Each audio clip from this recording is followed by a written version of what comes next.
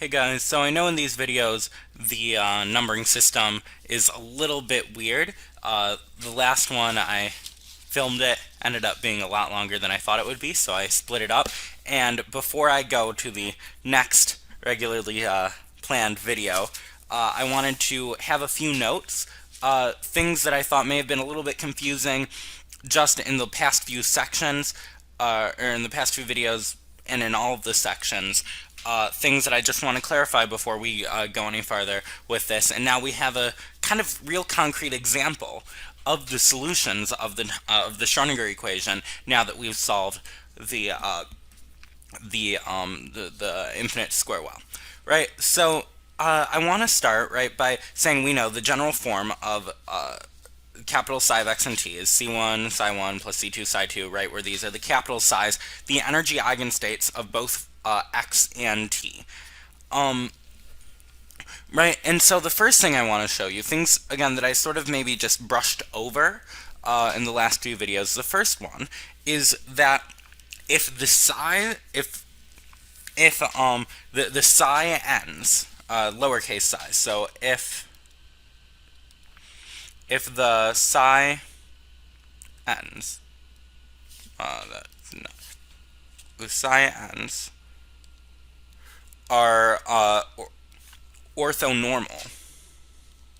Although really I only need to show orthogonal because we already showed that if the psi ends are are normalized, then capital psi is normalized.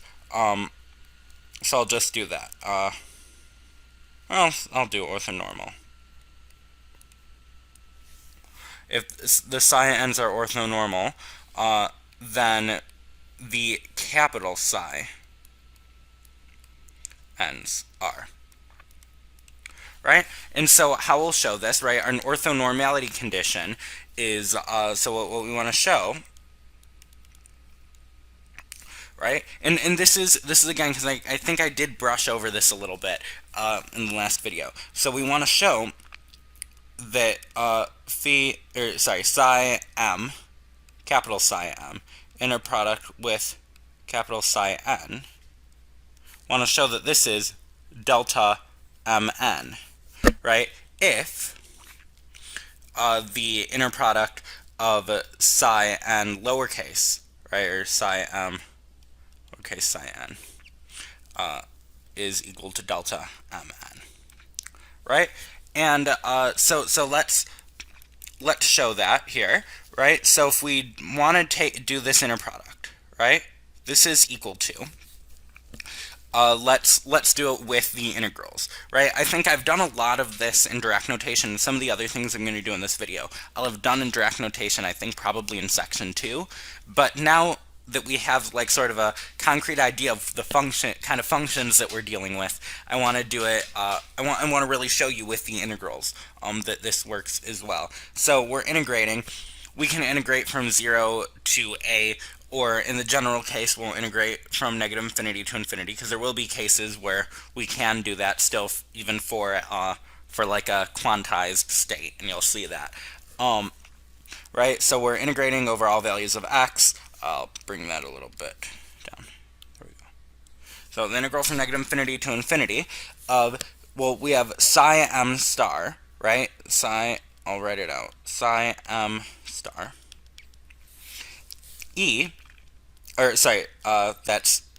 that's not until the next step, sorry, and then psi n dx, right? We can do it integrating with respect to anything, but I think the x basis is going to be the easiest to show, right? And so this is equal to, well, if we write out, what psi n, and if we just write psi m, replacing n with m, the integral from negative infinity to infinity, this is lowercase psi m star e to the positive, right, because we're taking the complex conjugate, I omega m t, right?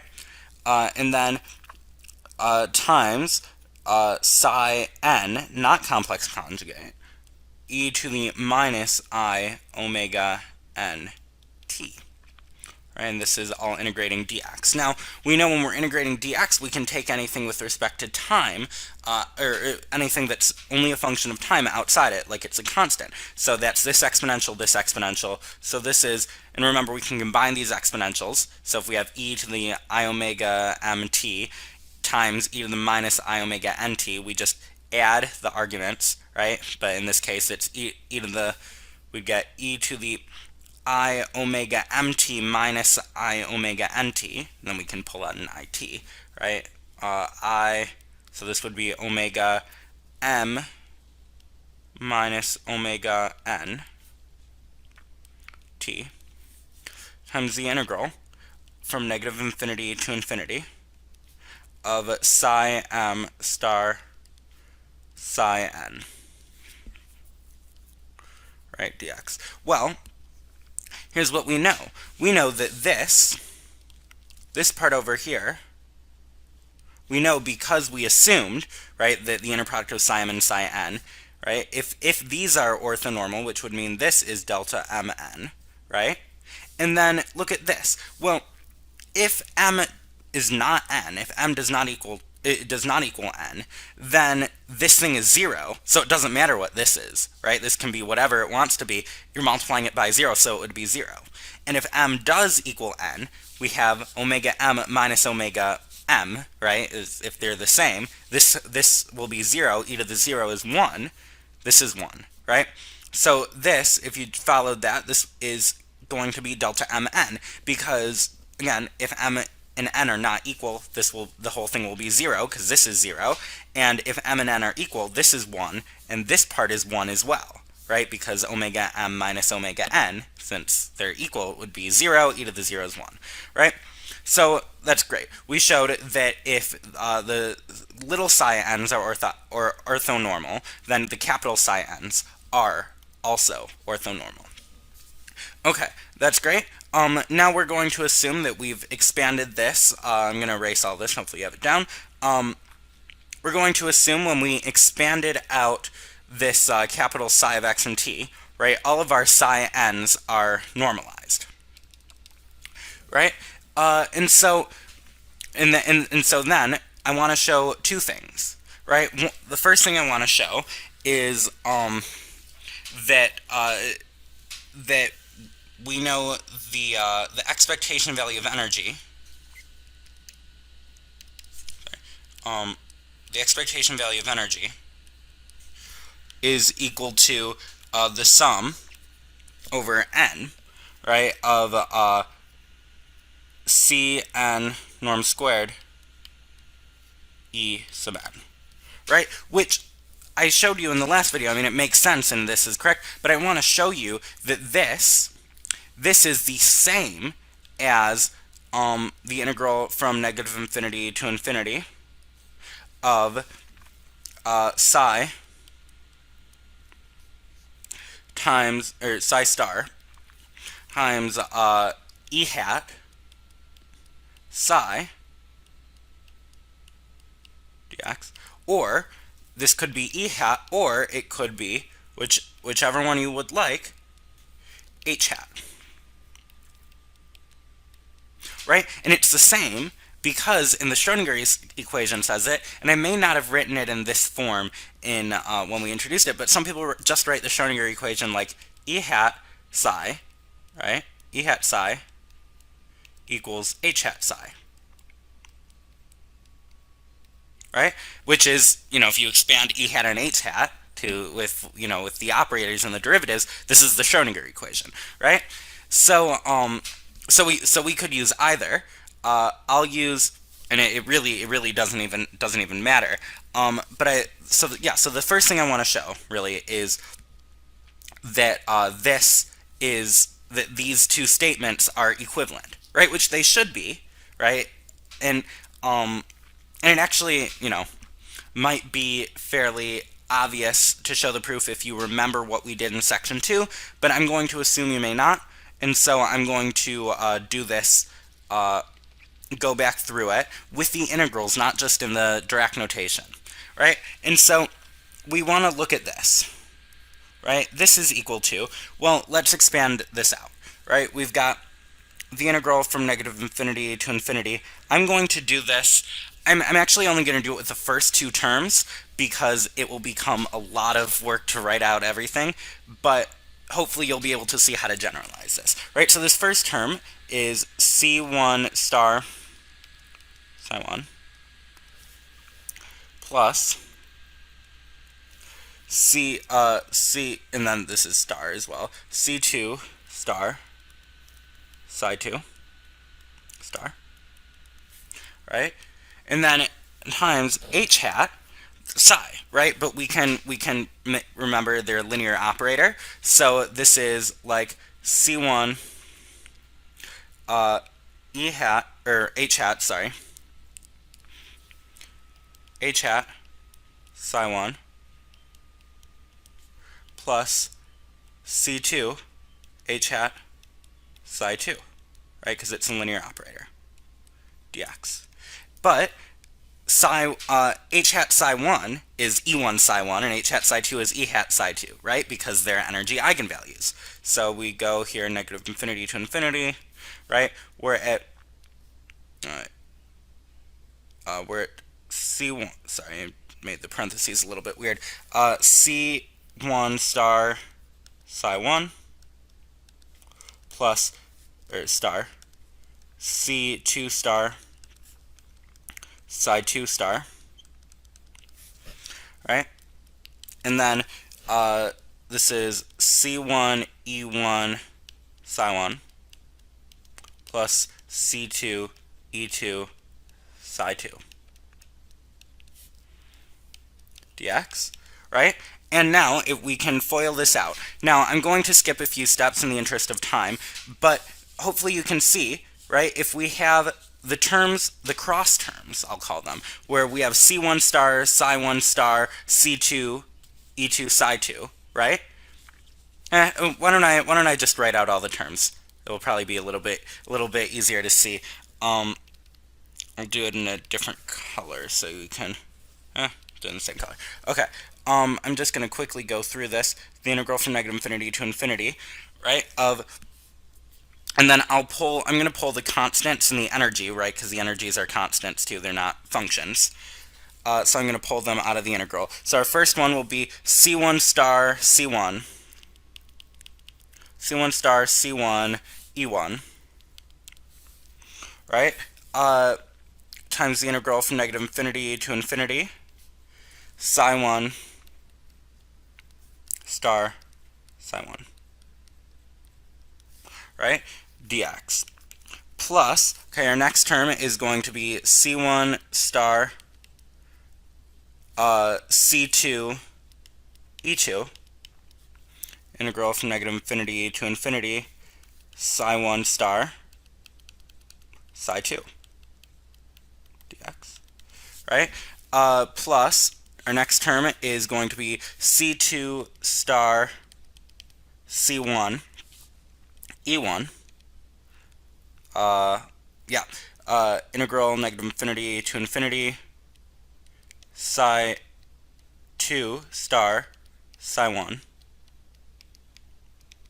right? And our last term, I'll fit down here, plus C2 star C2 E2, integral negative infinity to infinity, psi 2 star psi 2.